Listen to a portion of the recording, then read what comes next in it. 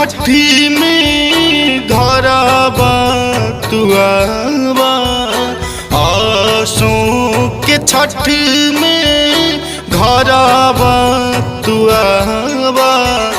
दुनु जान करल जाई बरतियानु हो दुनु जान करल जाई बरतियानु हो। अब की के छठ में राजा घर आवा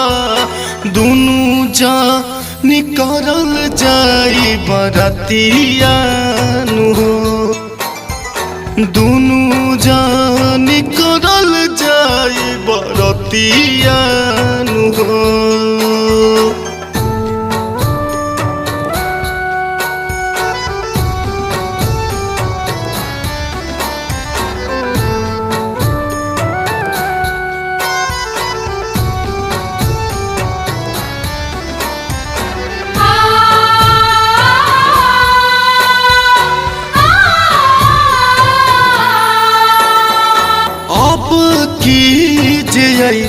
राजा पियोरी पेन्हाई साथवे में दौरा लेके घाटबो पे जाई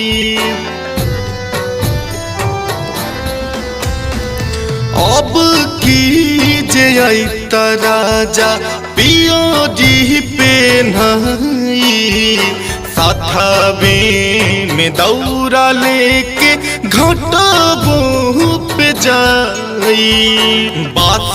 के बहंगिया केरावल आई ता बास के बहंगिया केरावल आई ता दुनु जान करल जाई बरतियानु हो दुनु जान करल जाई बरतियानु हो।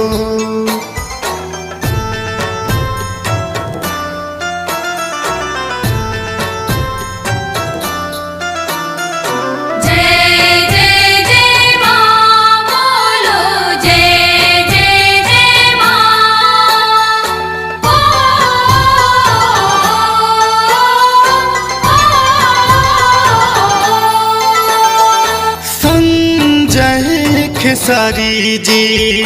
घरबा तुआबा हेमंत नीरज से घाट सजवाबा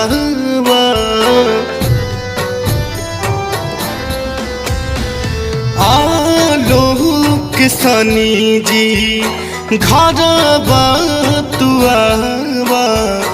गोविंद सत्यम से घाट सजवावा पिया जय राज जी अब की जे आई ता